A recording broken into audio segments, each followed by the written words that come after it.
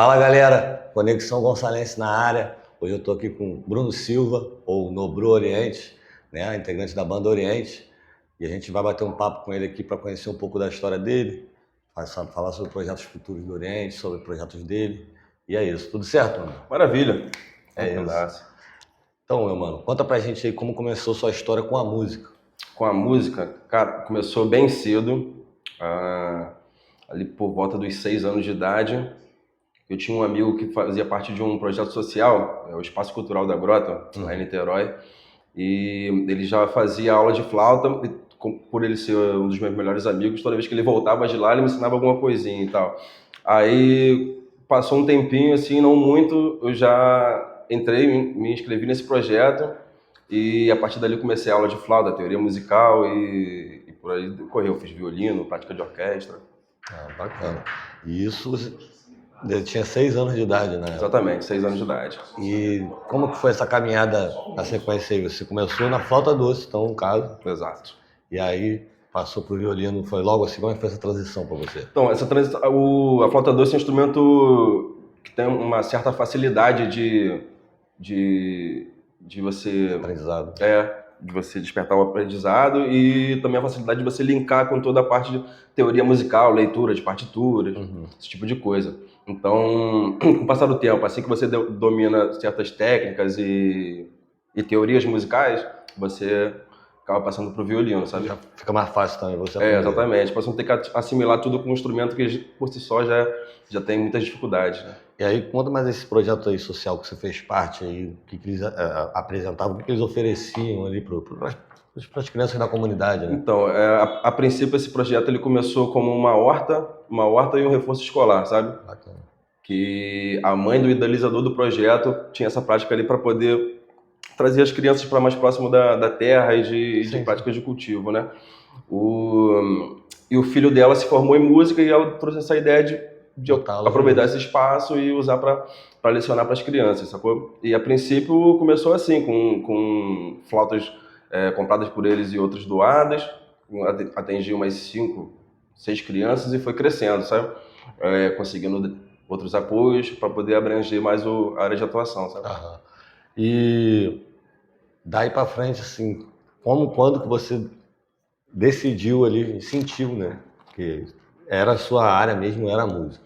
Então, existia uma convicção desde pequenininho, né? Toda vez que a minha mãe perguntava o que eu ia ser e tal, eu queria ser músico, aí era aquela graça, quando eu crescer as ideias mudam, né? Mas eu sempre quis ser músico, mas a convicção de que eu levaria como meu meio de sustento e também ser identificado como um músico, né, profissional, a partir ali dos 15 anos, 14 anos.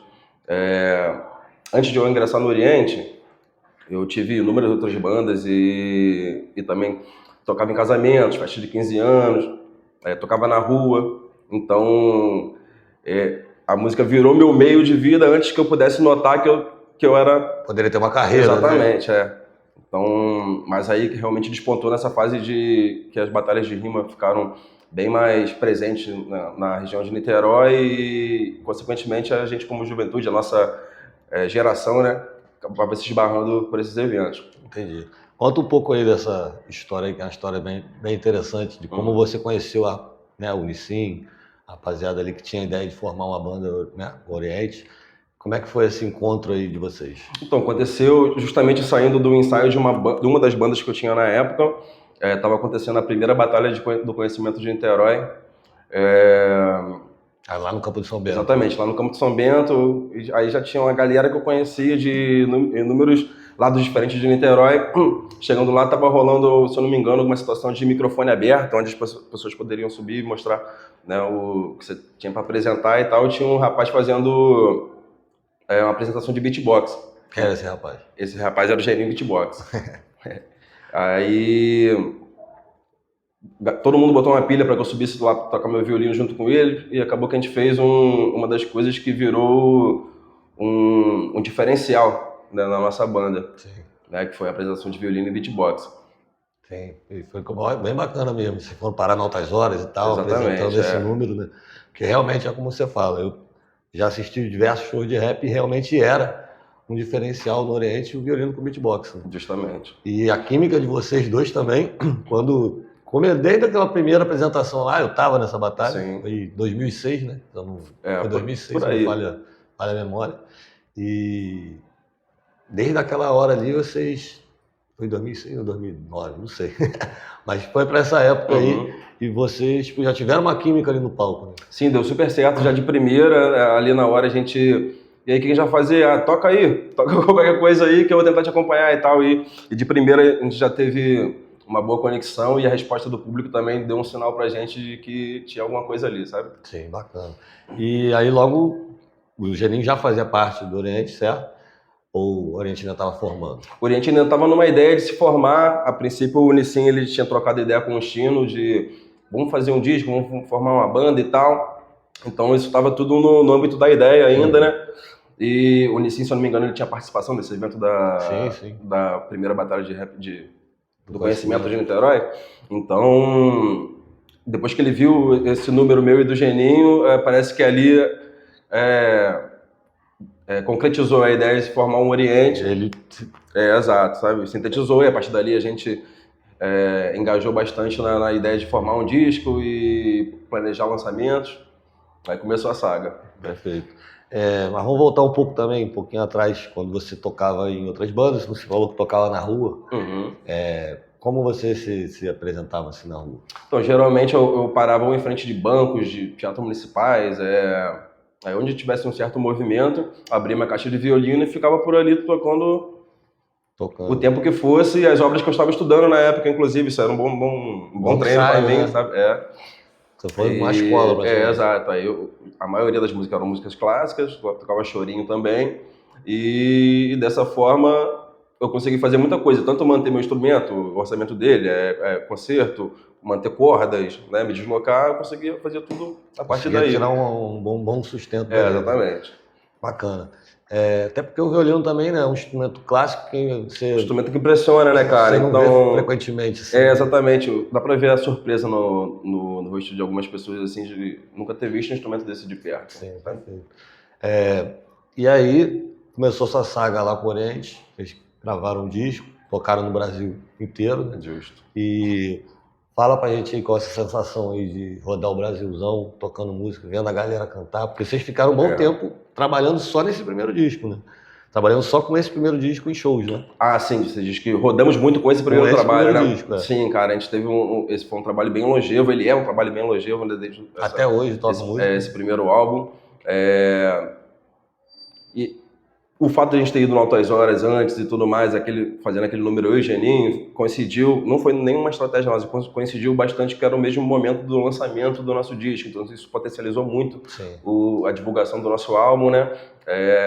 Quando a gente lançou, logicamente a gente imaginava que a gente gostaria, né, de viajar e ter isso estourar, né? Ter uma boa aceitação do público e tudo mais. E veio muito rápido. Eu lembro da primeira vez que, inclusive, eu acho que você estava nesse evento. Quando a gente foi para Curitiba a primeira vez, a gente não sabia muito bem o que esperar e tal. Aí era uma casa assim com a capacidade alta de pessoas, e a gente nunca tinha feito isso na vida. E assim que a gente pisou no palco, a gente viu aquela casa cheia, vendeu todos os ingressos.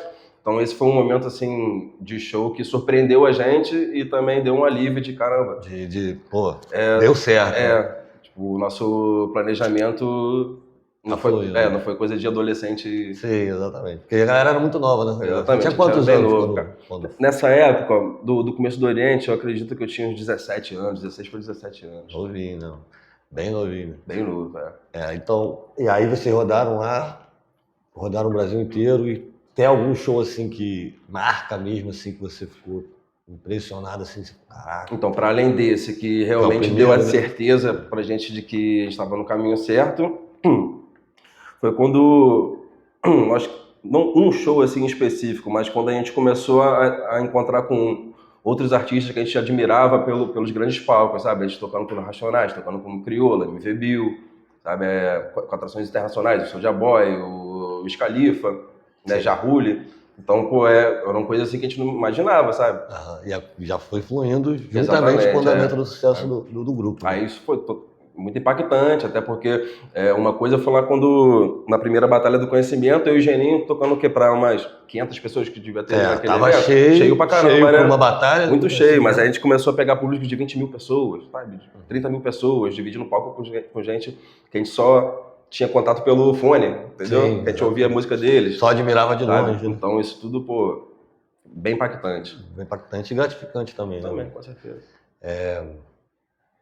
E, para além disso, você também não é, hoje em dia você não é só um violinista, né? Você é um multi-instrumentista, certo? Sim. Quais instrumentos aí que você claramente, sim, domina? Então, no projeto eu comecei com a flauta, né? Então, nesse projeto, ele te ensinava a família completa das flautas. Então, da flauta doce, no caso, você ia ter sopranino, soprano, contralto, tenor, baixo. Então, eu passei por todas elas. Nesse projeto também fiz aula de violão, de canto, e depois eu aprendi tudo de modo autodidata, né? A partir do violino, né? Sim. Então, aí, guitarra, baixo, percussão, bandolim, flauta transversa, e pandeiro, e assim vai. Vai tudo. Sai, tira uma nota ali, você dá pra... Que aí foram instrumentos que eu acabei me interessando depois, né? E aprendi por conta própria. Perfeito. Virei produtor musical. Exato. Você é isso que eu ia falar também. Você tem projetos aí, né? Esses novos trabalhos do Oriente. Tem tudo muito da sua mão, né? Praticamente todos os trabalhos têm da sua mão de produção musical. Sim. Todos os beats também, né? São feitos por você. Ou tem algumas collabs também? Você diz desses últimos trabalhos que fizemos? Isso, desses últimos trabalhos. Então, em questão de produção, dos últimos trabalhos que eu fiz, sem contar o primeiro álbum... O primeiro álbum teve várias participações, sim, né? Majoritariamente produzido por mim. Sim. 2 músicas, talvez... 2 músicas, 3 músicas não foram produzidas por mim. Desses novos trabalhos. E... Já para o próximo trabalho que a gente vai fazer, o próximo álbum, aí a ideia é usar o máximo de parcerias de produtores, né, possível. Você pode falar um pouco para a gente desse novo projeto aí? Então, o nosso novo projeto é a gente retornar a fazer um álbum de estúdio, porque esse último projeto que nós fizemos foi a 3ª edição do Oriente Acústico. Então, a nossa ideia é a gente resgatar as origens e a vibe do primeiro álbum, sacou? Que era quando a gente fazia alguma coisa mais suja. Underground. Oi? Mais underground, e também com ideias,